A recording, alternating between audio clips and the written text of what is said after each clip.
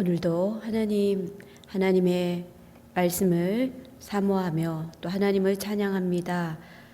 말씀 안에서 복된 하루 되게 하여 주시고 주님의 뜻을 이루어가는 귀한 하루 되게 하여 주시옵소서. 예수 그리스도의 이름으로 기도합니다. 아멘. 아멘. 함께 보실 말씀은 마가복음 3장 1절부터 12절까지 말씀을 한 절씩 교독하겠습니다. 예수께서 다시 회당에 들어가시니 한쪽 손 마른 사람이 거기 있는지라. 사람들이 예수를 고발하려 하여 안식일에 그 사람을 고치시는가 주시하고 있거늘, 예수께서 손 마른 사람에게 이르시되 한가운데에 일어서라 하시고 그들에게 이르시되 안식일에 선을 행하는 것과 악을 행하는 것, 생명을 구하는 것과 죽이는 것 어느 것이 옳으냐 하시니 그들이 잠잠하거늘, 그들의 마음이 완악함을 탄식하사 노하심으로 그들을 둘러보시고 그 사람에게 이르시되 내 손을 내밀라 하시니 내밀매 그 손이 회복되었더라. 바리새인들이 나가서 곧 헤롯 당과 함께 어떻게 하여 예수를 죽일까 의논하니라. 예수께서 제자들과 함께 바다로 물러가시니 갈릴리에서 큰 무리가 따르며 유대와 예루살렘과 이두메와 요단강 건너편과 또 두로와 시돈 근처에서 많은 무리가 그가 하신 큰 일을 듣고 나오는지라.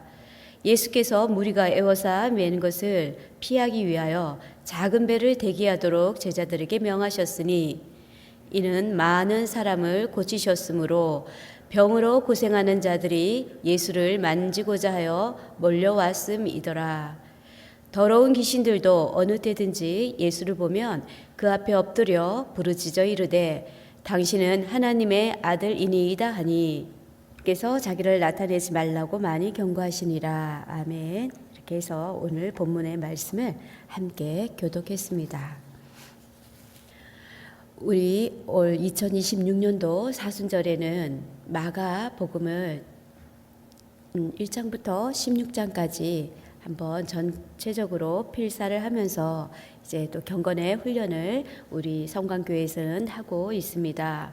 그래서 그 마가복음의 본문의 말씀이 오늘 나와 있는 이 본문의 말씀이 필사의 내용입니다.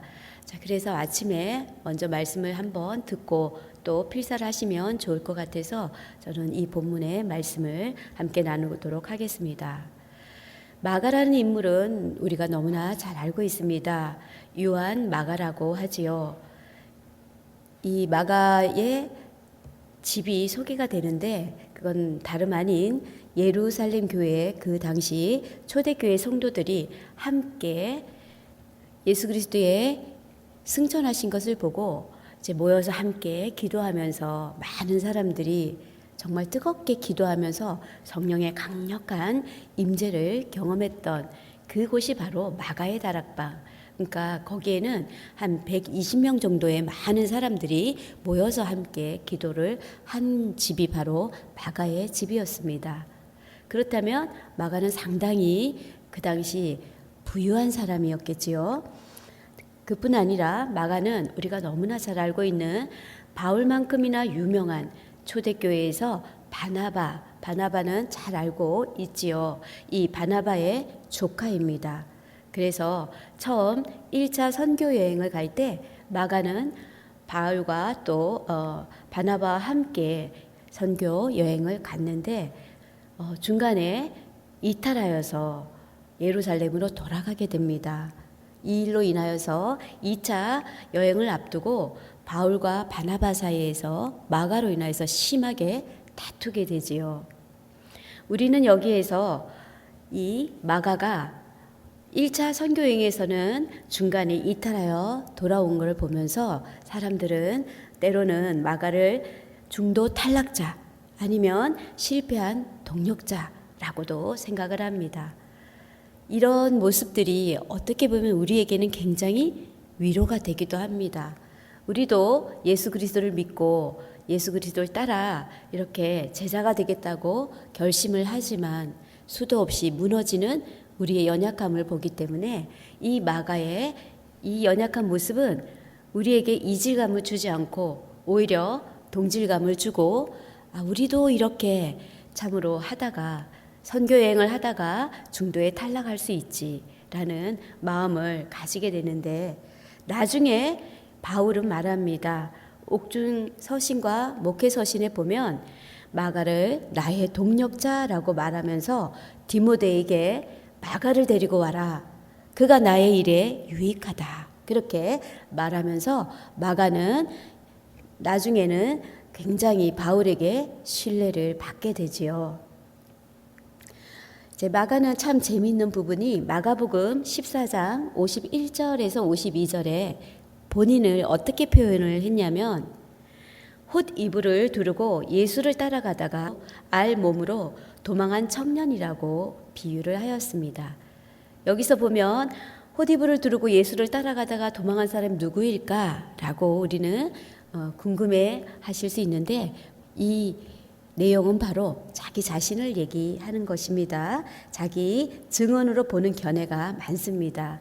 이처럼 이제 마가복음을 볼 때 마가가 어떤 사람인지 우리가 함께 좀 더 아는 것이 중요할 것 같아서 먼저 마가에 대해서 알아보았습니다. 실패한 제자에서 복음서를 기록한 변한 사람, 정말 신실한 제자가 된 우리 마가, 이 마가복음 필사하시면서 은혜를 많이 누리시고 또 함께 경건의 훈련을 하시기 바랍니다. 그런데 오늘 본문의 말씀에는 어떤 사람이 나옵니까? 손 마른 사람이 나옵니다. 이 손 마른 사람, 이 어떤 사람을 손 마른 사람이라고 할까라는 생각을 해볼 수가 있는데, 손이 말라 이렇게 비틀어져서 마른 나뭇가지처럼 되어서 이 사람은 정상적인 어떤 노동을 할 수가 없고 예배나 일상생활에서도 큰 제약을 받는, 또 사회적으로나 경제적으로도 소외된 사람을 말합니다. 이 사람에게는 이 손 마른 손을 고쳐주는 사람은 새로운 인생을 자기에게 주는, 어떻게 보면 정말 생명을 다시금 주는 그런 큰, 아주 너무나 큰 사건이죠. 이 사람의 죽고 사느냐의 문제가 달린 이 일, 어떻게 보면 손 마른 사람이 이것이 고쳐짐으로 인해서 사회적으로나 경제적으로나 자신이 이제 뭔가 할 수 있다.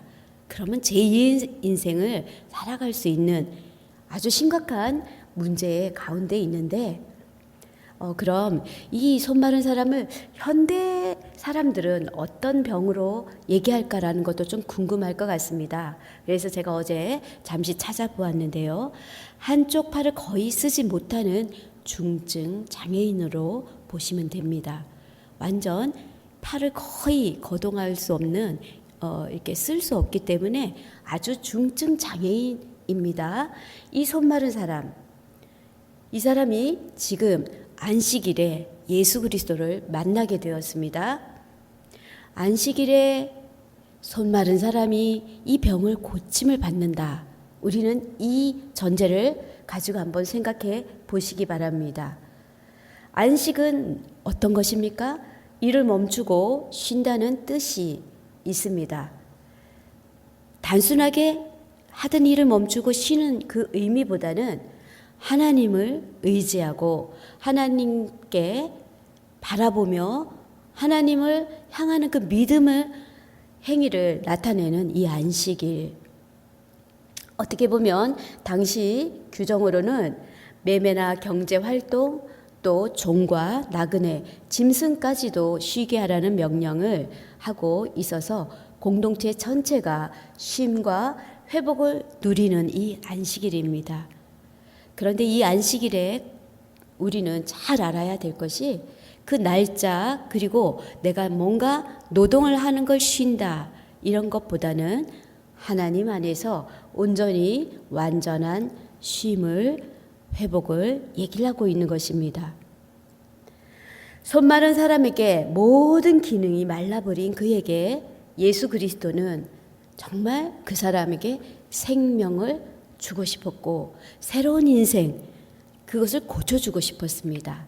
그랬기 때문에 예수 그리스도는 그 사람을 보는 순간 정말 안쓰럽고 긍휼한 마음과 안타까운 마음. 항상 우리 말씀에 보면 예수님이 우리를 치유하실 때는 그 안타까운 마음, 긍휼한 마음으로 생명을 살리겠다는 그 마음으로 예수님께서 기적을 행하셨던 것이지, 누구에게 보여주기 위하여 또 이렇게 기적을 행하는 능력을 나타내기 위함은 아니었던 것입니다. 그래서 예수님은 그 안타까운 사람의 생활도 할 수 없는 중증 장애인의 그 모습을 보고 치유하려고 할 때가 바로 안식일이었다는 것이지요. 그러나 예수님은 이렇게 말씀하십니다. 마가복음 3장 4절에 보면 그들에게 이르시되 안식일에 선을 행하는 것과 악을 행하는 것, 생명을 구하는 것과 죽이는 것 어느 것이 옳으냐, 어떤 것이 더 귀하냐 이거죠.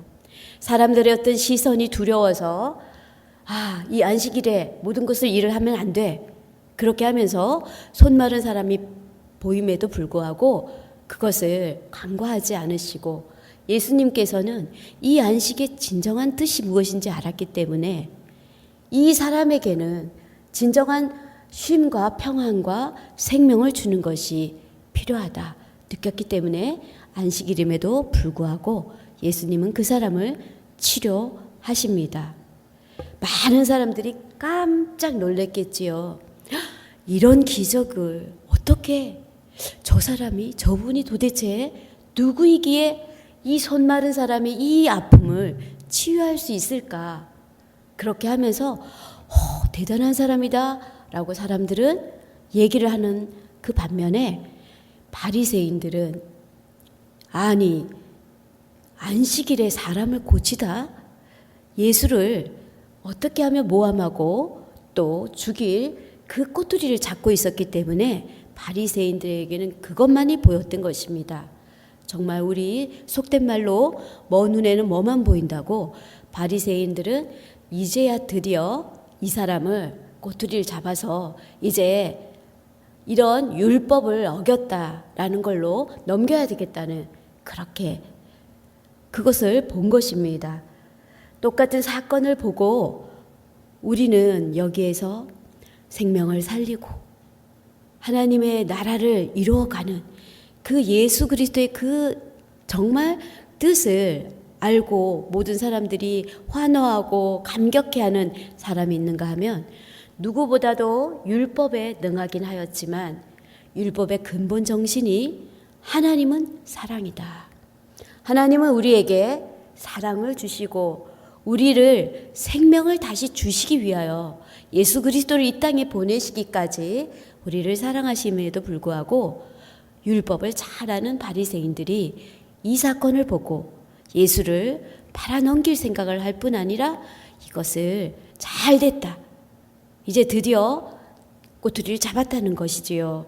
참으로 이런 말씀을 보면 우리는 참 우리가 살아갈 때 이런 또 실수를 하지 않는지도 생각해 보아야 합니다. 예수님은 지금 누구의 권위 아래 있습니까? 마가복음 1장 22절에 보면 권위 있는 자 같고 서기관들과 같지 않다라고 얘기를 하고 있고요. 마가복음 2장 10절에는 이렇게 말합니다. 인자가 땅에서 죄를 사하는 권세가 있는 줄을 너희는 알지 못하였느냐. 여기에서 인자는 예수 그리스도를 말하고 있습니다. 예수 그리스도는 서기관들과 바리새인과 같은 그런 권위가 아니었고 생명을 살릴 수 있으며 죄를 사할 수 있는 그 죄사함의 권세가 있었다는 것입니다. 이 권위는 하나님이 예수 그리스도에게 주신 권위입니다. 우리는 오늘도 하루를 살아가면서 나는 누구의 권위 아래 살아가는가 생각해 보시기 바랍니다. 세상의 어떤 성공과 또 여러 가지 지위 때문에, 나의 체면 때문에 예수 그리스도의 그 권위 아래에 사는 담대함을 잃어버리고 세상의 평판이나 다른 사람들의 시선에 우리는 너무 쪼그라들어 있지는 않은지, 참으로 나는 어떤 권위 아래서 어떻게 살아가고 있는지를 묵상해 보시면서 필사하시면 좋으실 것 같습니다. 예수님의 권위는 지식, 지위의 권위가 아니라 죄를 사하고 귀신을 쫓아내고 생명을 살리며 십자가에서 자신을 내어주시는 사랑에서 나타나는 권위입니다. 나는 실제로 누구의 말에 순종하고 살아가고 있는가?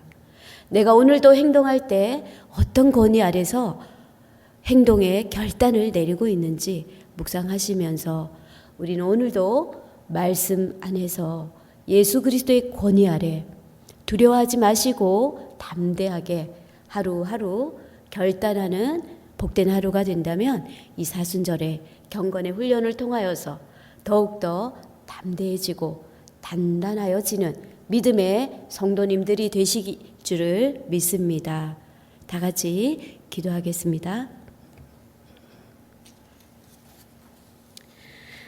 하나님, 우리는 예수 그리스도의 권위 아래 살아갑니다. 무엇이 옳은지 그른지를 생각하며 이 세상의 이론에 매이지 않고 날마다 생명을 살리는 권위 아래서 참과 거짓을 분별하며 살아가게 하여 주시옵소서. 주님의 뜻에 합당한 삶을 살아가도록 오늘 하루도 붙들어 주시옵소서. 예수 그리스도의 이름으로 기도합니다. 아멘. 다 같이 286장 주 예수님 내 맘에 오사 함께 찬양합니다.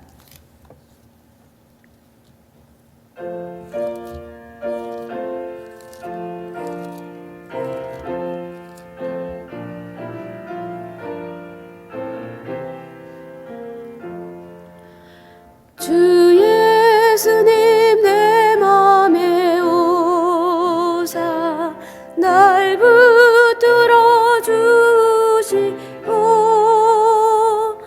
내 마음에 새 힘을 주사 늘 기쁘게 하소서. 사랑의 주 사랑의 주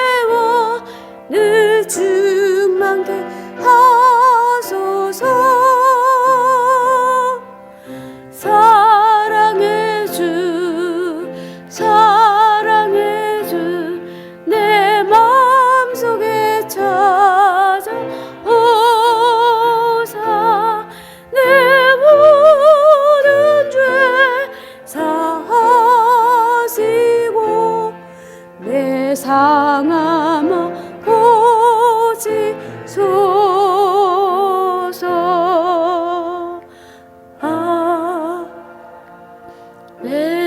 아멘.